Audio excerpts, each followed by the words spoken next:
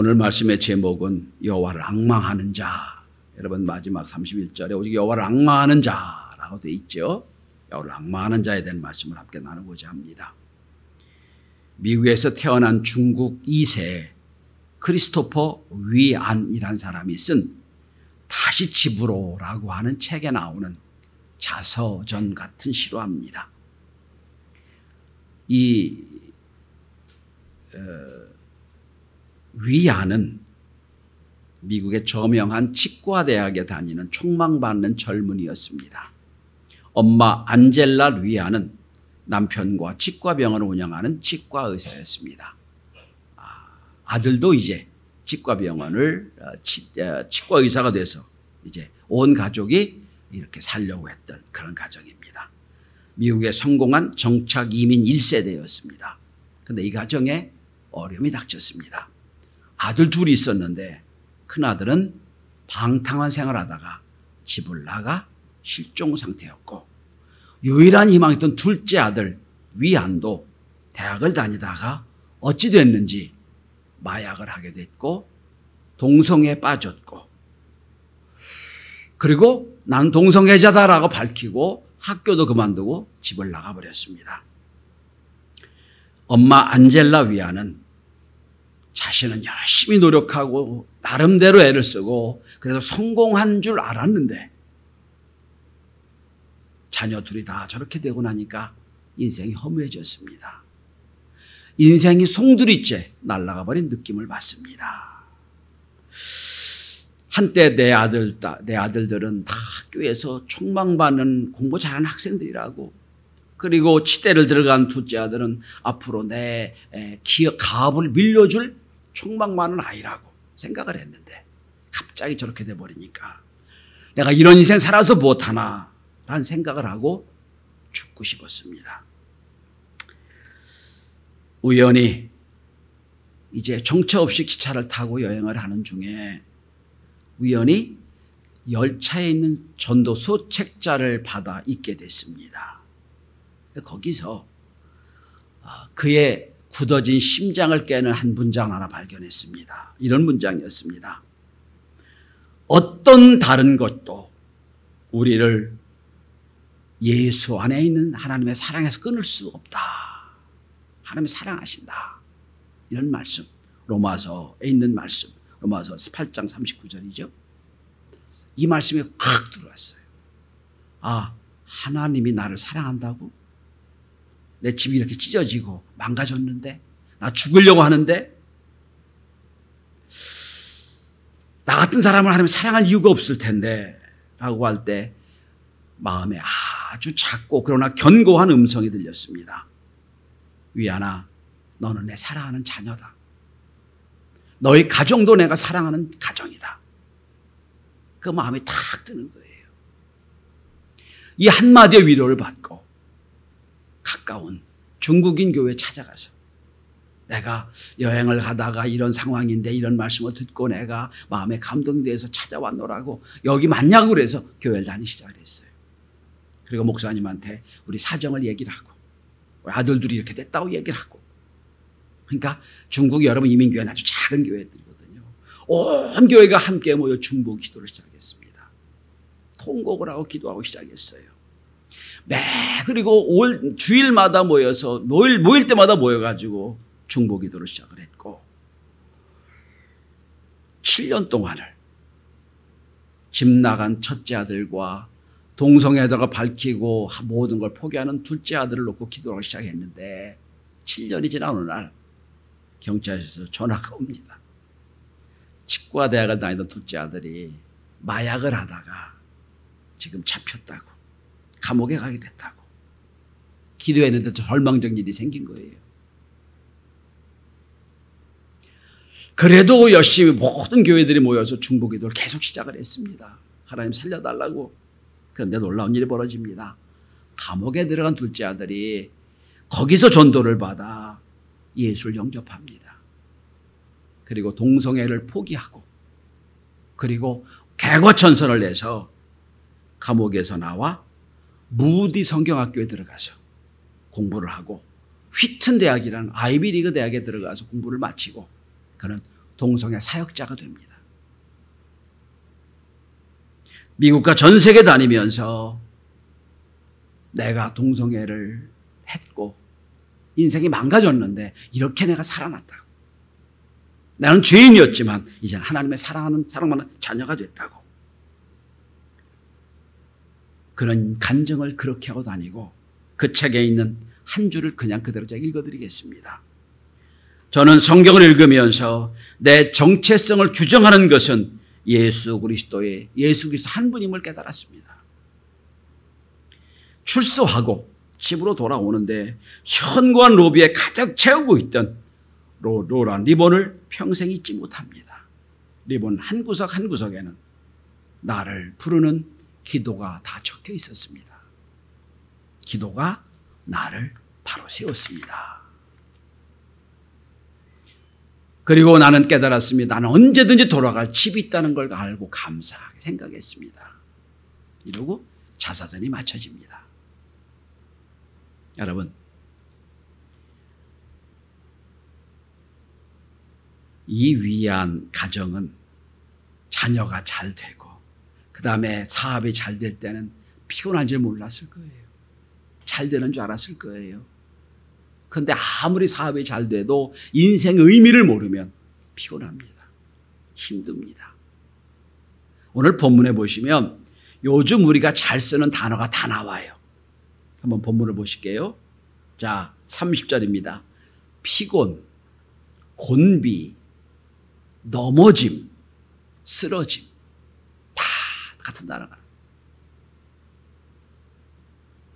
오늘 이스라엘 백성의 상황을 보면 지금 애굽이 있고요. 아시리아가 등장을 하고요. 바벨론이 등장하는 열강 가운데 작은 이스라엘이 있어요. 이스라엘도 남북으로 나눠졌잖아요. 이게 북이스라엘 이야기입니다. 어딜 봐도 소망이 없어요.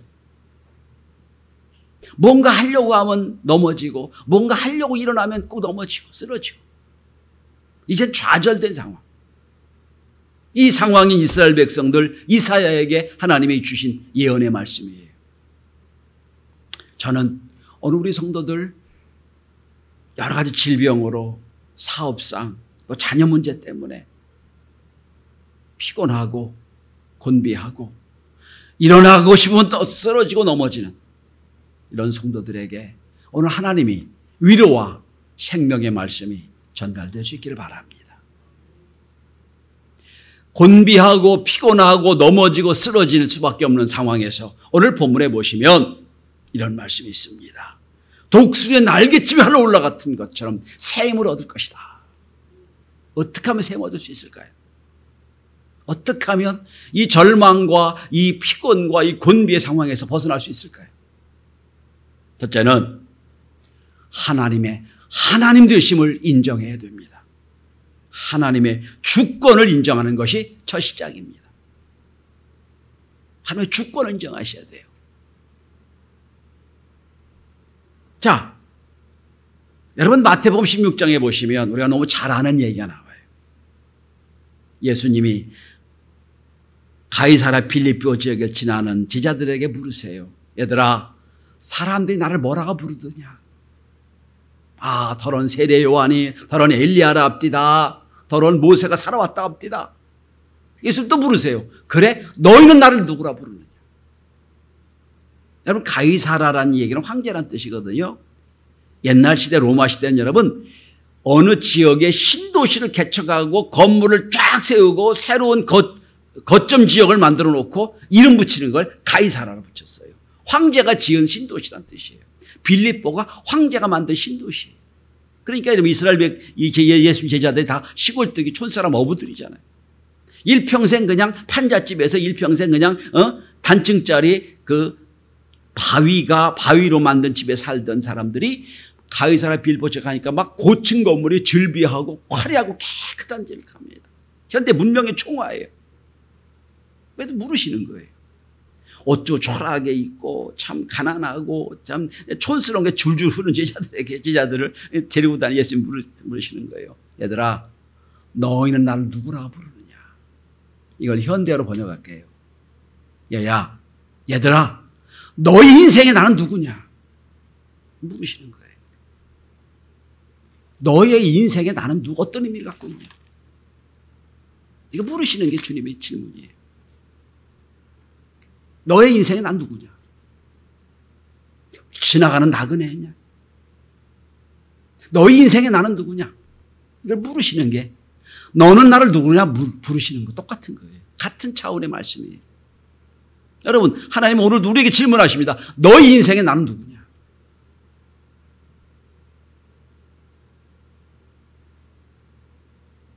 여러분, 그냥 심리학이나 상담학처럼 말랑말랑하게 그냥 잠시 잠깐 위로의 말을 주고 잠시 잠깐 치료해 주는 그런 존재입니까?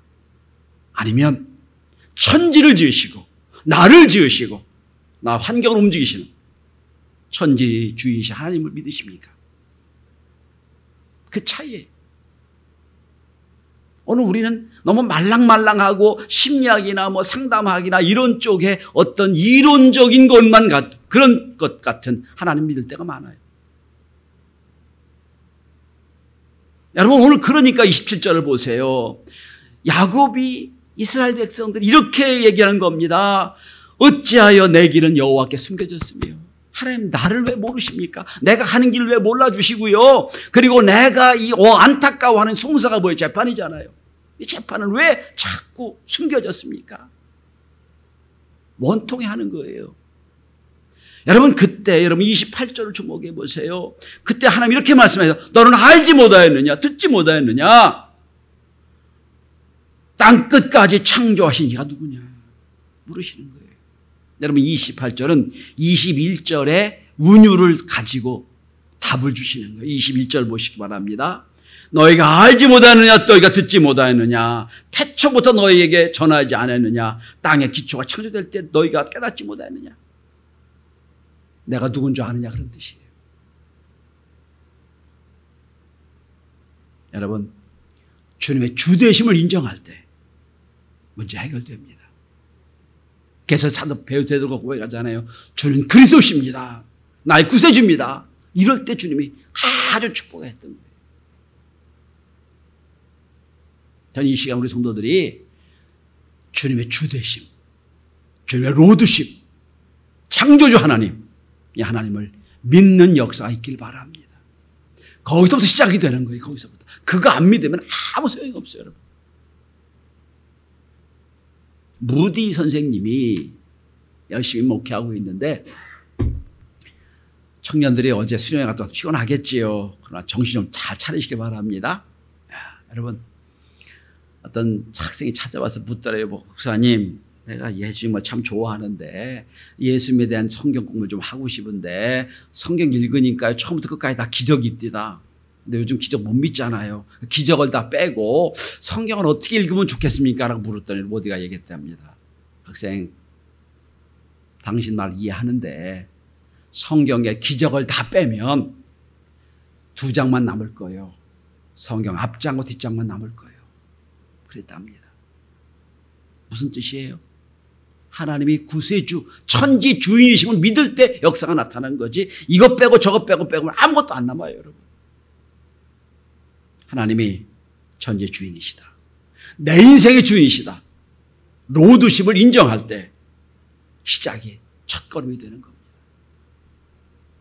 자, 두 번째입니다.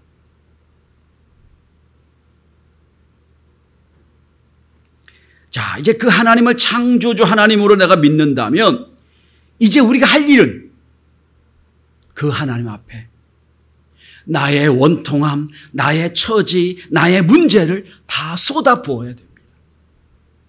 전 기도한다는 말 대신에 쏟아 붓는다는 말을 택했습니다. 쏟아 부어야 돼요. 여러분, 우리 인생의 순풍에 돛단 듯 쫙 흘러가면 얼마나 편하겠어요. 여러분, 인생은 그렇지 않잖아요, 여러분. 저 사람은 저 사람 인생은 참 편안하다, 참 좋다라고 인생도 뒤를 보면 여러분 다 어려움이 있어요, 여러분. 인생은 다 대하소설을 쓰고 있는 과정이에요. 다 대하소설이에요. 단지 책 한 권이냐 10권이 차이지. 다 대하소설 쓰고 있어요. 다 어려워요, 여러분. 그죠? 이건희한테 여러분 찾아가서 그 다음에 지금 삼성그룹 CEO 찾아가서 걱정 없어 물어보세요. 걱정이 더 할 겁니다. 여러분 우리보다. 우리 가족만 생각하고 교회만 생각하죠. 그 사람 여러분 세계 전체 생각하잖아요. 걱정이 우리가 차원이 다를 거라고요. 여러분 오늘 본문에 우리 인생을 얘기합니다. 소년이라도 피곤하고 고비하고 장정이라도 넘어지고 자빠집니다. 소년이 뭐예요? 여러분 어릴 때 우리 하루 종일 놀아도 피곤한 줄 몰랐어요. 하루 종일 놀고 저녁이 돼서 여기저기 밥 짓는 냄새가 나고 저기 연기가 올라가면 그제서야 누구야 밥 먹어라. 그럼 그제서야 집에 가서 밥 먹었다. 전 그 어린 추억이 있어요. 아버님이 시골에서 목회했기 때문에 방학 때마다 시골 내려가면 하루 종일 놀아도 피곤한 줄 몰랐어요. 그러면 저기 이제 여기저기서 밥 짓는 냄새가 나죠. 그러면 성경아 밥 먹어. 그럼 그때 피곤한 줄 몰랐어요. 근데 여러분 요즘에 여러분 어린이집 애들도 피곤하다고 그래요.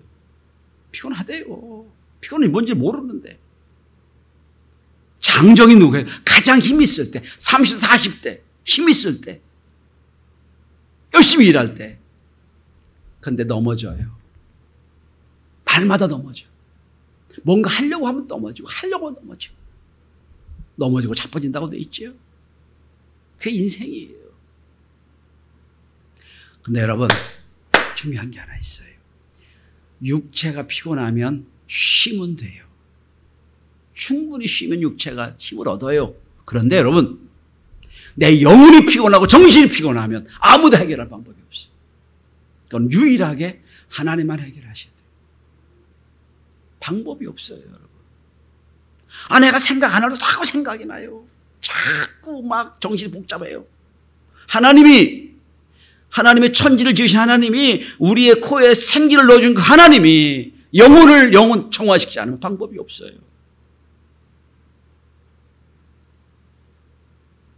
여러분, 이러할 때 우리가 할 일이 뭘까요?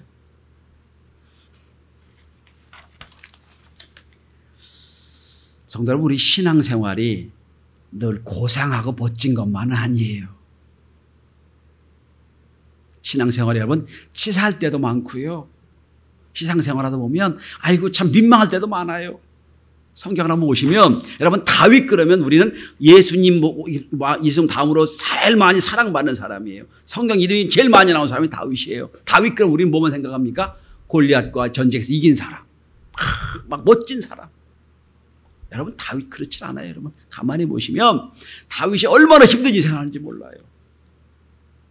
자, 멋진 다윗도 있지만 아주 절망스럽고 어려웠던 다윗도 있어요. 대표적으로 여러분 사울왕에게 쫓겨다니면서 살았던 수년간 미친 척 해야 될 수도 있었고요. 다른 나라 도망 다닐 수도 있었고요. 여러 번 힘든 일을 당했어요. 참 인생에 절망이 있었죠. 그 다음에 여러분 아들 압살롬이 반역해가지고 도망 다녔잖아요. 생각해 보세요. 여러분 아직 그 성왕 좋은 왕이었는데 압살롬이 반역당하고 쫓아 도망 다닐 때 얼마나 마음이 곤고했겠어요. 근데 여러분 이 두 사건에 다 다윗은 죽일 수 있었어요. 왕도 죽일 기회가 많이 있었고요. 아들도 죽일 수 있었어요. 전쟁에서 분명히 이기니까. 근데 하나님이 택하신 왕을 죽일 수 없다. 아들이 못 죽인다. 도망 다닌 거예요. 얼마나 억울했겠어요, 여러분. 얼마나 힘들었겠냐고. 시편 1편은 23편은 참 멋지죠.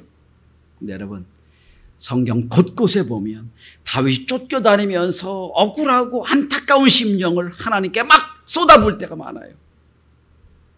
멋진 시도 있지만 이게 시냐 이게 저주냐 이게 뭐 하는 짓이냐라고 할 시대가 많아요.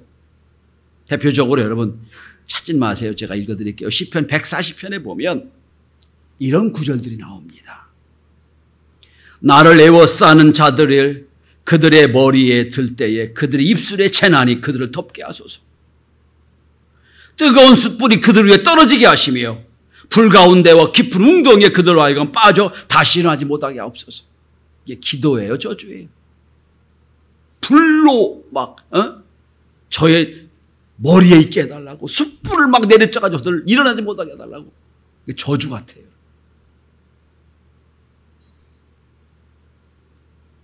악덩어리 같이 하나님께 막 쏟아내요. 성도 여러분, 상황에서 그냥 불평하고 원망하는 건 불평과 원망이에요. 그걸 그대로 가지고 하나님 앞에 가서 쏟아붓는 걸 우린 기도라고 하는 거예요. 같은 거예요, 여러분. 불평, 원망이 참 많아요. 힘들지, 죽을 것 많아요. 이거를 막 하나님, 막 그냥 내가 막 불평하고 원망하면 하나님이 그걸 받지 않으신데 이걸 그대로 가지고 하나님 앞에 가서 성전에 가서 하나님 이럴 수 있습니까? 저 원수가 저럴 수 있습니까? 원수를 죽여주세요. 원수를 어떻게 해주세요? 막 쏟아부어요. 네, 하나님 여러분, 하나님은 여러분 다윗의 그 모습을 좋아하셨어요. 그 모습을. 천지를 지으시고 하나님, 우리와 함께 하신 하나님, 고상한 기도도 있지만 여러분, 내 마음이 막 죽을 것 같고 막 원통하고 힘들 때 다윗처럼 여러분, 이게 하나님? 왜 저 원수를 안 죽이십니까? 저 원수를 어떻게 해주세요? 막 하나님께 쏟아붓는 것. 이게 필요할 때예요, 여러분. 이게 하나님께 쏟아부을 때 우리가 샘을 얻을 수가 있는 거예요. 오직 여호와를 앙망한다라는 단어가 나와지요. 앙망이라는 얘기를 어떤 신학자는 이렇게 비유했습니다. 어미새가 벌레를 물어가지고 아기 새에게 옵니다. 그럼 아기 새가 몇 마리가 지금 둥우리에 있어요. 그러면 아이고 엄마 나 사랑하는 엄마 새니까 나 알아서 먹여주겠지 그러고 입을 딱 다물고 있으면 절대로 먹이를 안 줍니다. 막 살아달라고 막 입을 크게 벌리고 짝짝짝 하면서 막 난리법석을 펴야 제일 입을 크게 벌린 새끼에게 먹이를 줘요. 그러니까 여러분, 우리 다큐멘터리를 보통 보면 먹는 놈만 먹어요. 안 먹는 놈은 굶어 죽고 끝나는 거예요, 여러분. 이걸 앙망한다고 표현하는 거예요. 나를 사랑해, 하나님 알아서 해주시겠지. 하나님은 자녀니까 알아서 해주시겠지. 알아서 해주세요, 하나님이 알아서. 어떻게 할지 모르지만 여러분, 하나님께 앙망하는 거예요. 하나님밖에 없습니다. 하나님 살려주셔야 됩니다. 그럴 때 하나님 역사하는 거예요.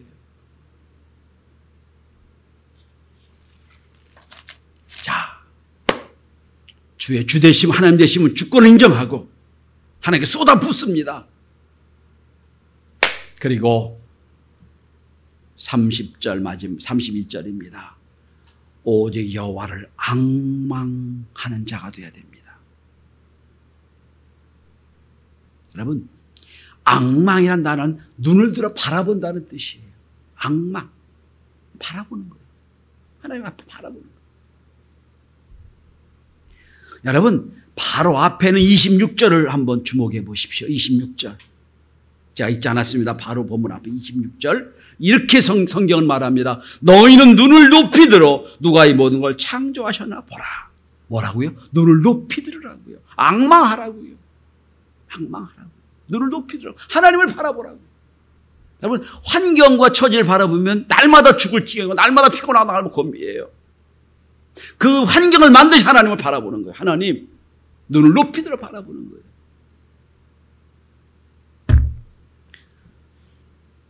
돼지는, 여러분 돼지 아시죠? 돼지는 처음부터 목이 그렇게 생기지 않았다고 그래요. 돼지가 할 수 없는 게 뭔지 아세요? 위를 못 쳐다봐요. 계속 땅만 파고 살다 보니 이 목이 땅을 파기 적합한 구조로 만들어졌어요. 절대로 위를 쳐다보지 못합니다.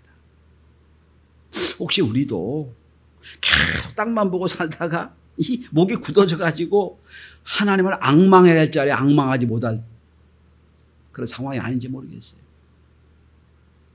너무 목이 굳어가지고 땅만 바르고 살다가 오늘 하나님 여호수아 이사에게 말씀하셨습니다. 눈을 높이 들어보라. 눈을 높이 들어보라. 말씀하셨습니다. 이게 앙망한다는 뜻이에요. 하나님만 바라보는 거예요. 그 다음에 여러분 31절도 보시면 독수리가 날개치며 올라간 것 같을 것이라고 그랬지요. 여러분, 우리 어깨 근육도 제대로 안 쓰면 50이 넘어가면 50근이 생겨요. 그죠? 이게 제대로 균형이 안 움직여지면. 새도 마찬가지예요. 여러분, 날개가 퇴화되면 목 난다는 거예요. 그게 대표적으로 닭입니다. 닭이 퇴화돼가지고 못 날라요. 그 관광객이 던져준 과자만 먹고 살다. 그래서 나를 멀리 날 필요가 없던 갈매기. 겨울이 돼가지고 날려고 하니까 퇴화가 돼서 못 날는 거예요. 결국 얼어 죽잖아요. 우화에 나오는 이야기잖아요. 오늘 우리 신앙도 하나님 앞에 올라가야 되는데 못 올라가고 계속 퇴화돼가지고 올라가려고 하면 넘어지는 그런 상황은 아닌지 돌아봐야 돼요. 하나님을 앙망하는 거예요. 자, 주님, 하나님 주 되심을 인정하고 주 앞에 쏟아붓고 하나님 앞에 그저 원통한 거 하나님께 기도하고 하나님을 바라볼 때 어떤 일이 벌어집니까? 여러분, 오늘 본문에 지금 31절을 우리 함께 같이 읽어보겠습니다. 시작. 오직 여호와를 앙망하는 자는 새 힘을 얻으리니 독수의 날개침이 올라감 같을 것이요 다른 박질하여도 곤비치 하지 아니하겠고 걸어가도 피곤하지 아니하리로다. 오늘 391장 이 본문이에요. 메마른 땅을 온전히 걸어가도 피곤치 않는다고 우리가 고백했지요. 여러분, 다시 한번 30절 보세요. 여호와를 앙망하는 자는 어떻게 하신다고 했죠? 새 힘을 주신다고 그랬어요. 새 힘. 생각을 해보세요. 새 힘이 있다는 얘기는 옛날 힘, 낡은 힘 있다는 뜻이죠. 힘이 새 개 있고 옛날 게 있나요? 무슨 뜻이냐면 연유적인 비유예요. 새 힘이 있다는 거예요. 옛날에 쓰던 힘, 낡은 힘이 아니라 주님 주신 새 힘이 있다는 거예요. 무슨 뜻입니까? 여러분, 대표적으로 야곱이 이런 경우예요. 여러분, 야곱 자기의 힘으로, 자기의 옛날 힘으로 제대로 살았어요. 밖에서 둘째 아들 태어났지만 속여가지고 장자권도 빼앗았죠. 빼앗은 뒤에 20년 동안 라반의 집에 가서 막 부인도 4명도 얻고 거부가 돼서 집으로 돌아오잖아요. 옛날 힘으로 사는 거예요. 그게 옛 힘으로. 그거 갖고는 안 돼요. 하나님이 어떻게 하십니까? 야복강에서 만나시죠. 다 기다렸다가 형에게 예물을 다 준비하고 보내고 아들 딸 다 보내고 부인도 보내고 혼자 남았어요. 거기서 깨져야 되거든요. 안 깨져요. 야곱 막 죽을 악을 쓰고 살려고 그래요. 하나님이 어떻게 하십니까? 환도뼈를 쳐버려요. 환도뼈가 이게 뭐 의학적으로 보니까 우리의 인간의 위와 아래를 연결하는 고리 같은 뼈래요. 그게 저 깊이에 있대요. 그걸 쳐버렸어요. 그러니까 결국 다리도 저는 거예요. 이제 못 쓰는 거예요. 그제서 깨달아요. 하나님이 나를 축복하자는 못 보냅니다. 아, 이제 내 힘으로 사는 게 아니구나. 하나님 부르시잖아요. 내 이름이 누구냐? 야곱입니다. 속이는 자입니다. 내 멋대로 사는 자입니다. 아니야, 이제는 너 이스라엘로 바뀌어줄 거야. 그때부터 받은 힘이 새 힘이에요. 옛 힘은 내가 옛날로 사는 방법, 내 힘으로 사는 것. 야복강 뒤에 야곱은 인생이 새로워집니다. 그게 새 힘이에요. 새 힘으로 사는 거예요. 그러니까 오늘 본문을 보시기 바랍니다. 여러분 27절 한번 보세요. 야곱, 구원받기 전에 옛날 인생의 야곱, 어찌하여 내가 말하이르 이스라엘아. 다시 이스라엘 나오죠. 같은 사람이에요. 지금 야곱이 이스라엘 바뀌잖아요. 그래서 말씀하시는 거예요. 야곱아 이스라엘아. 같이 말씀하시는 거예요.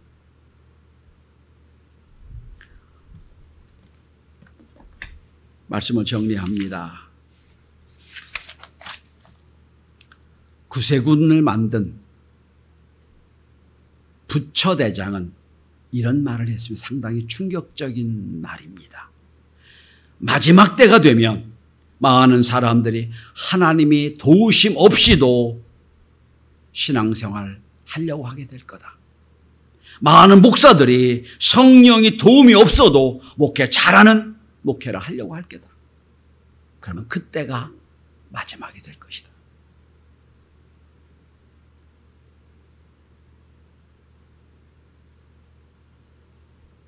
여러분, 야곱과 같이 내 힘으로 목회할 수도 있어요. 내 힘으로 살아갈 수도 있어요. 그러나 그 인생은 오늘 본문에 나오는 네 단어처럼 피곤하고 건비하고 넘어지고 쓰러질 인생밖에 안 돼요. 새 힘으로 살며 독수리의 날개 하나 올라가듯이 비상하는 인생이 됩니다. 여러분, 기도로 비상하시는, 충성으로 비상하시는, 말씀의 은혜로 비상해서 새 힘으로 우리의 모든 역경을 이겨넘고 뛰어넘고 하나님께 영광 돌리는 우리 경신의 모든 교우가 되시기를 주의 이름으로 축원합니다. 기도합니다.